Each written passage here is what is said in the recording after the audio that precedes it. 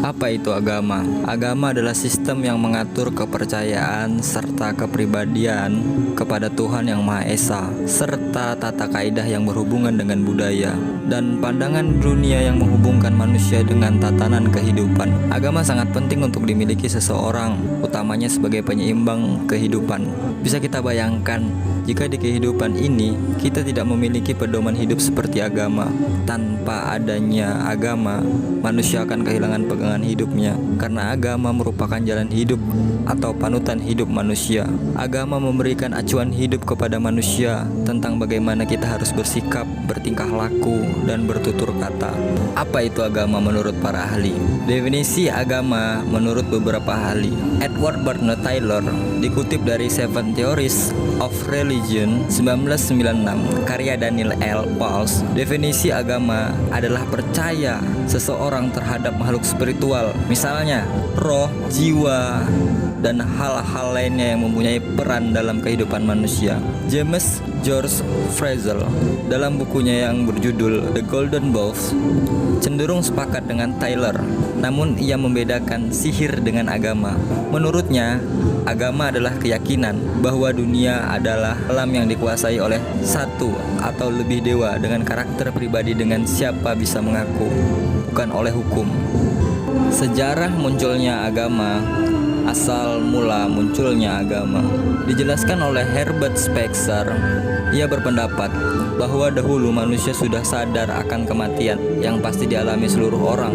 Kepercayaannya pun beragam. Orang-orang pada zaman purba atau primitif, misalnya, merasa yakin bahwa terdapat kekuatan magis yang meliputi sebuah benda atau bahkan manusia.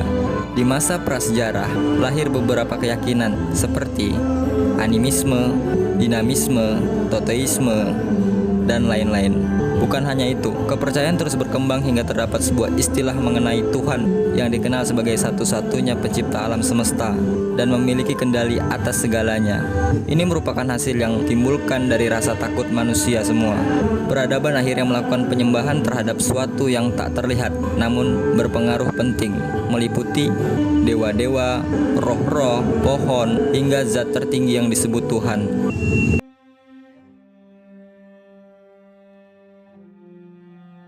Mengapa manusia harus beragama? Secara naluri, manusia mengakui bahwa kekuatan dalam kehidupan ini di luar kemampuan dirinya. Hal ini bisa dilihat saat manusia mengalami kesulitan hidup, musibah, dan berbagai bencana. Ia akan mengeluh dan meminta pertolongan kepada sesuatu yang serba maha yang dapat membebaskannya dari keadaan itu. Hal ini dialami oleh setiap manusia. Naluri inilah yang membuktikan bahwa manusia perlu beragama dan membutuhkan Tuhan. Untuk itu, manusia diperintahkan mengagungkan dan mensucikannya. Tapi, mengapa manusia membutuhkan agama? Bagaimana pula fungsi dan kedudukan agama dalam kehidupan sehari-hari? Pertama, manusia memerlukan agama karena dalam diri manusia sudah ada potensi untuk beragama. Potensi manusia untuk melakukan pembinaan, pengarahan, pengembangan dengan cara mengenalkan agama kepada setiap manusia. Kedua, ada kelemahan dan kekurangan dalam diri manusia. Quraish Shihab menyatakan bahwa dalam pandangan Al-Quran, nafs diciptakan Allah Subhanahu wa Ta'ala dalam keadaan sempurna yang mempunyai fungsi untuk menampung serta mendorong manusia berbuat kebaikan dan keburukan. Karena itu, sisi dalam manusia ini dianjurkan untuk diberi perhatian lebih besar. Quraish Shihab melanjutkan bahwa kata mengilhamkan berarti potensi agar manusia melalui nafs menangkap makna baik dan buruk. Nafs berpotensi positif dan negatif, tapi diperoleh juga isyarat bahwa pada hakikatnya potensi positif manusia ternyata jauh lebih baik ketimbang potensi negatif. Sayangnya, kadangkala dorongan dan daya tarik keburukan lebih kuat daripada saat tarikan kebaikan. Ketiga, tantangan dalam diri manusia. Faktor ini yang bisa menyebabkan manusia memerlukan agama adalah karena manusia dalam kehidupannya menghadapi berbagai tantangan baik yang datang dari dalam maupun tantangan yang datang dari luar. Tantangan dari dalam dapat berupa dorongan hawa nafsu dan bisikan setan. Sementara itu, tantangan dari luar bisa berupa rekayasa dan upaya-upaya yang dilakukan manusia yang secara sengaja berupaya ingin memalingkan manusia dari Tuhan. Menurut Arnold Toynbee, in religion, the whole of human personality is involved.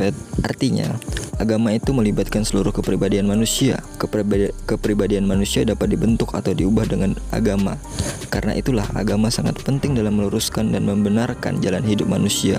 Dengan agama, kita juga dapat membangun relasi yang baik dengan orang lain. Ketika kita beragama, kita akan memasuki suatu komunitas yang memiliki kesamaan dengan kita. Oleh karena itu, membangun relasi dengan sesama umat beragama akan lebih mudah. Tidak hanya sebatas agama, sendiri saja kita juga bisa membangun relasi dengan orang yang beragama lain karena kita masih memiliki satu kesamaan, yaitu percaya akan adanya kuasa yang lebih tinggi, Tuhan yang Maha Esa, meskipun Tuhannya berbeda-beda. Jadi, janganlah kita meninggalkan agama karena terhasut oleh berita buruk.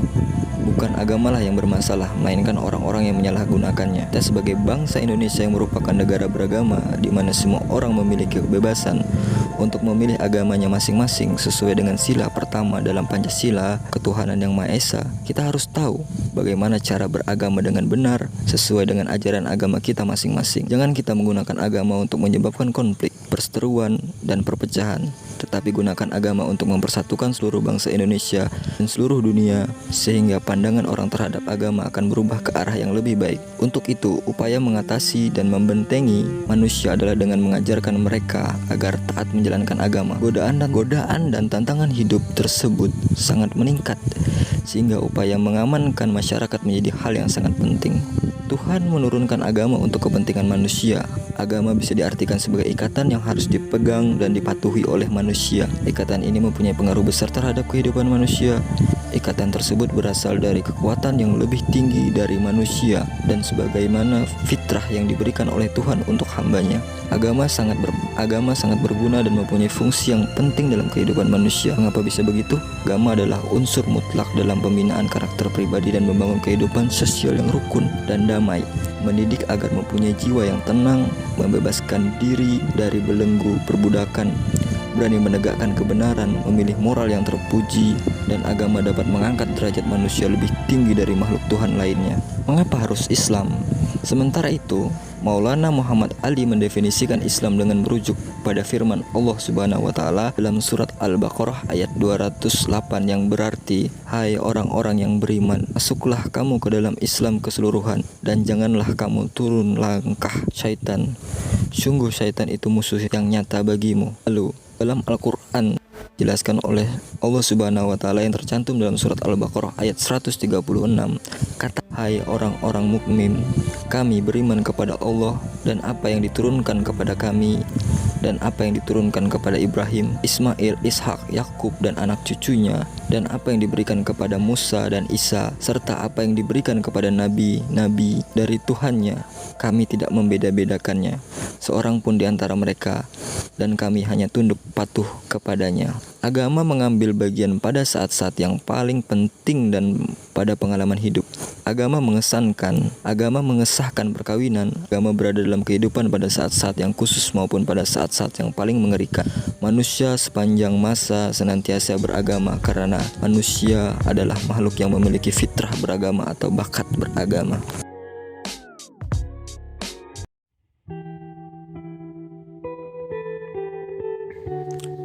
Terima kasih sudah menonton. Semoga video ini bermanfaat untuk teman-teman dan semoga kita menjadi orang-orang yang berhasil, dan sampai jumpa di video berikutnya. Saya Algi Tamara, mahasiswa Unisi, izin undur diri.